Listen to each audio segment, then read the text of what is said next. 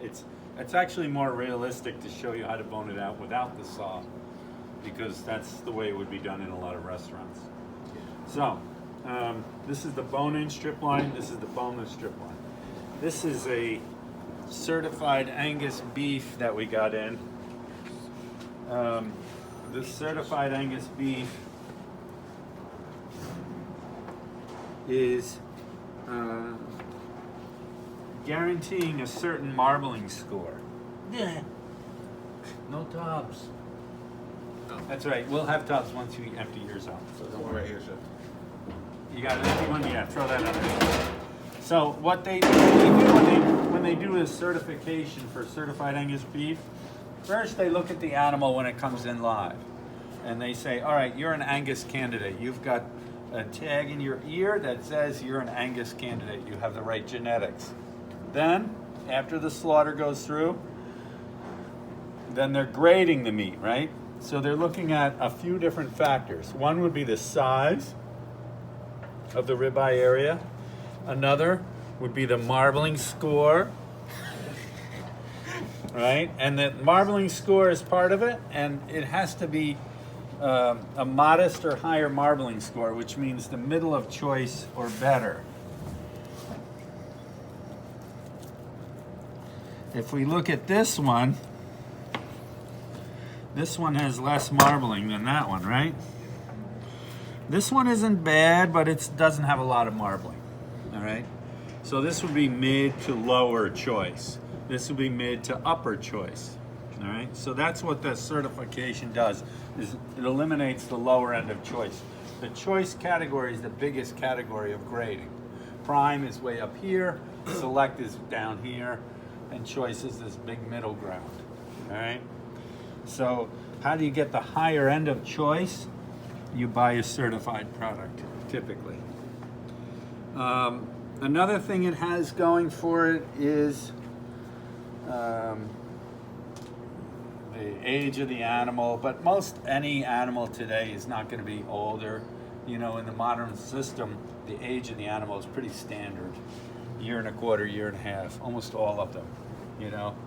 So it's not like you're going to get an older one anyway, but they make a big deal out of that. But marbling, and one other thing is the fineness of the marbling structure.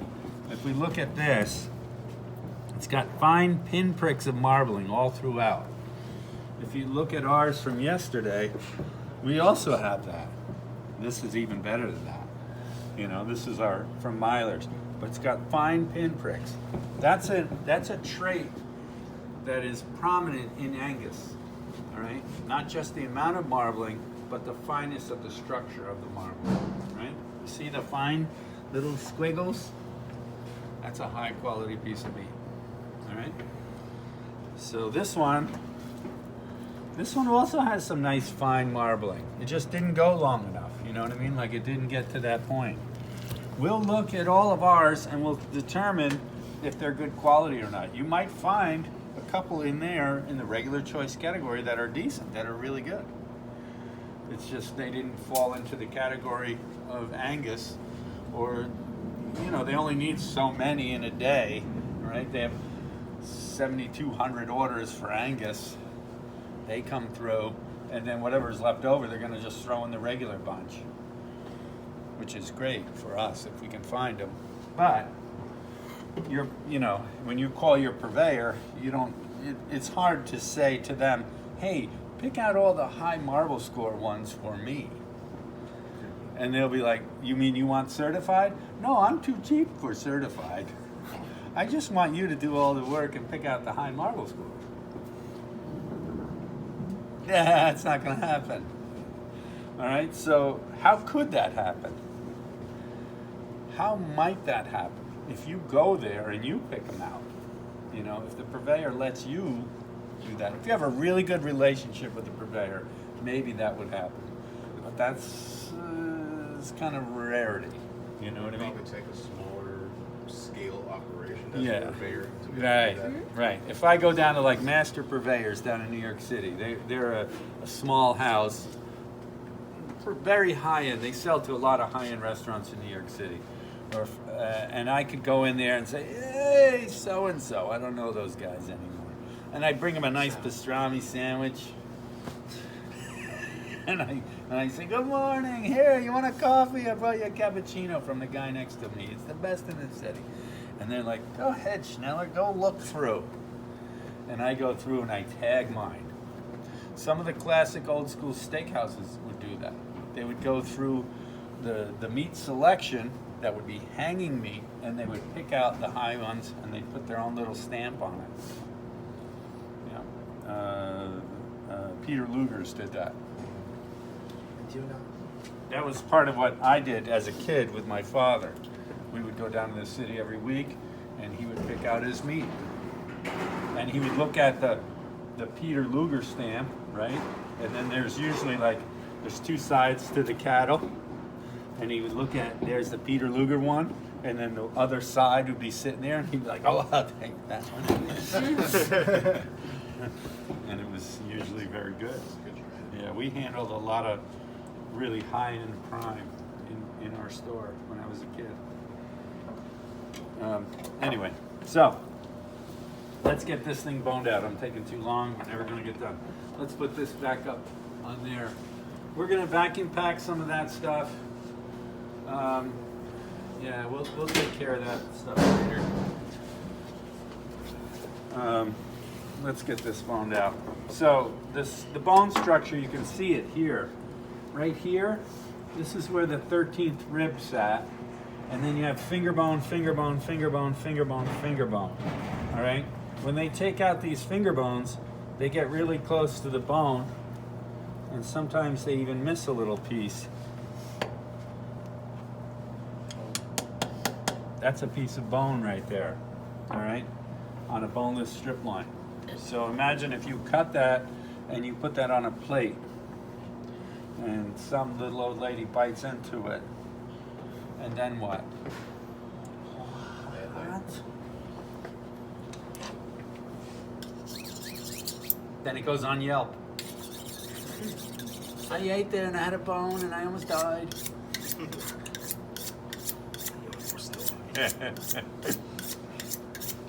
You can't let that happen, all right?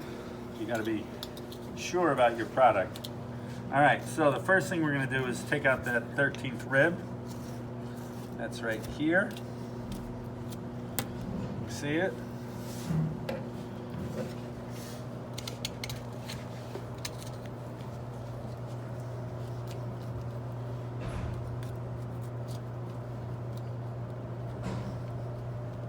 The 13th rib bone, they use like a special tool to pull this out. It goes like whoosh, underneath. When they do this stuff in the meat plant, they have the bandsaw, and they would take off this whole chine bone. That's why they have these divots. They cut the chine bone and then they can dig them out. I'm going to just basically cut around them, so I'm going to lose a little bit more of the meat.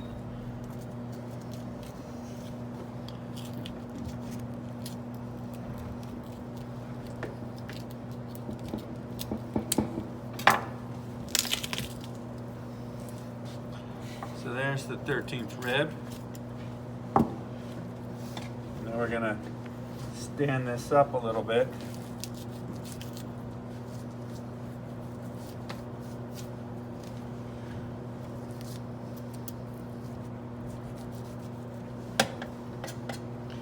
This is the lip that I'm trimming now a little bit, so I can get a chance to get to it. I'm not going to take it off yet because I'm going to use it for leverage.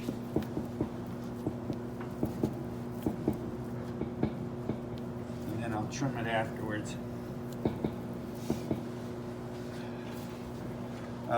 If this thing was dry aged, it would be even stiffer than it is now. You know what I mean by that? Like, it would be difficult to bone out. When you're dry aging a piece of meat and then trying to bone it out, it's tricky.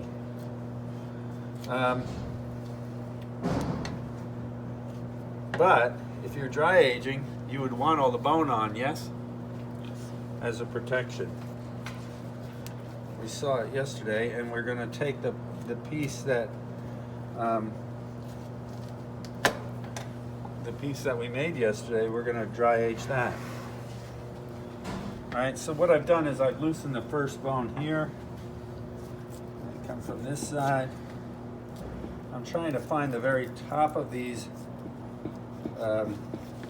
finger bones and cut straight down them without leaving much meat on.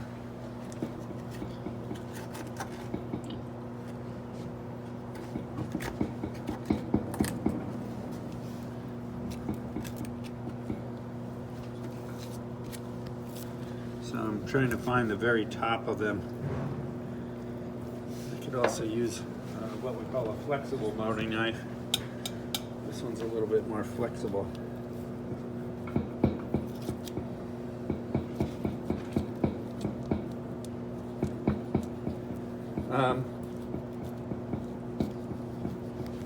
Let's see, what else about this process? It's a pain.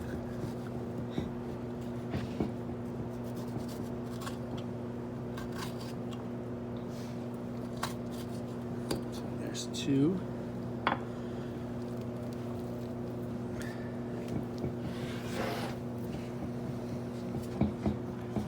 You're going to do this actually.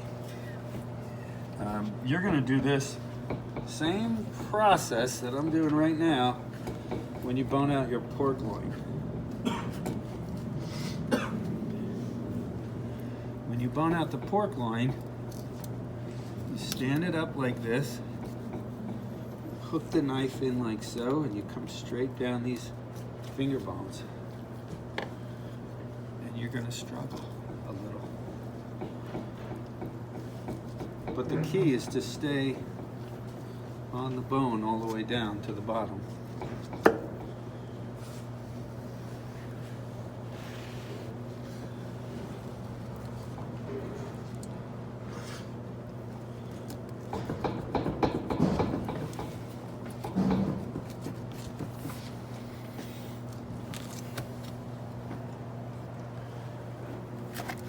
So, now I'm at the bottom. Right? Now I'm going to flip it like this. Right here are the feather bones. So that would be this area here that I'm boning out now. Sorry. Like that. Right? Put the knife in there. And just come on the inside of this.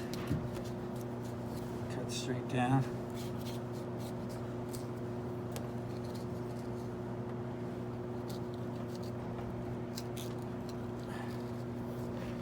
This is the backbone of the animal, right? These are the lower lumbar vertebrae. There's a gap in between each one.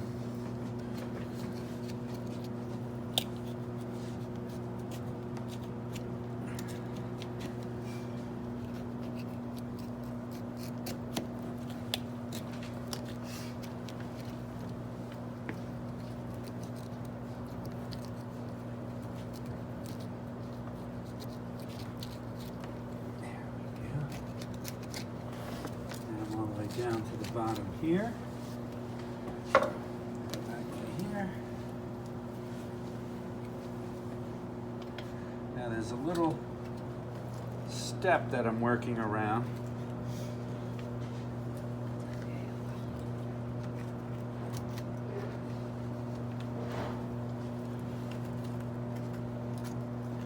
When I work around that step, I'm just feeling for the bone.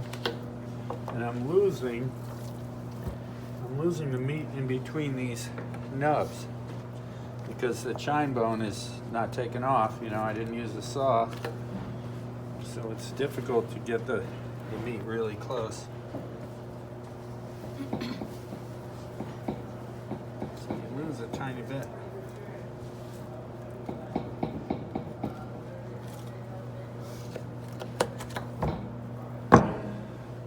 That's that. See, I lost the meat in between. Good for stock? Yes, excellent for stock. right? It's got a lot of connective tissue. Good for marrow? No. No, there's no marrow. Where do you find the marrow? Shank. In the shank, In the femur. the femur, and the arm bone. 1, 2, 3, 4. You can cheat during the test.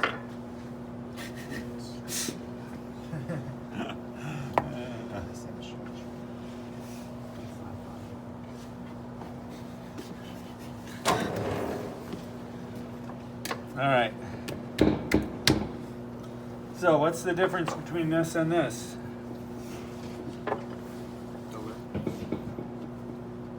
The lip, right? So let's make it a 0 by 1 and see how much we lose there. So we measure 1 inch there. We go right to 0 here.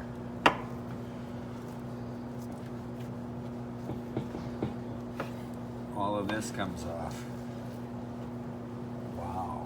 Yes, that's a lot of fat. That's a lot of extra fat. I mean, there is a little bit of meat in there. It's not all fat, but not a lot of value. All right. Then if we look on this side, you see these lines? This was trimmed. Where this one, it was trimmed a little, but not to that level. So we trim it down a little bit more to get it to what they call a 1/4 inch trim.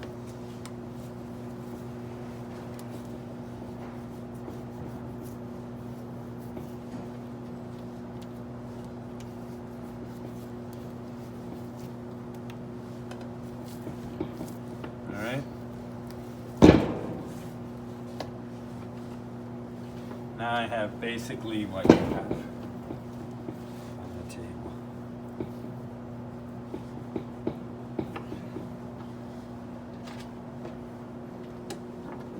That is that. Okay? So, your first task is going to be what?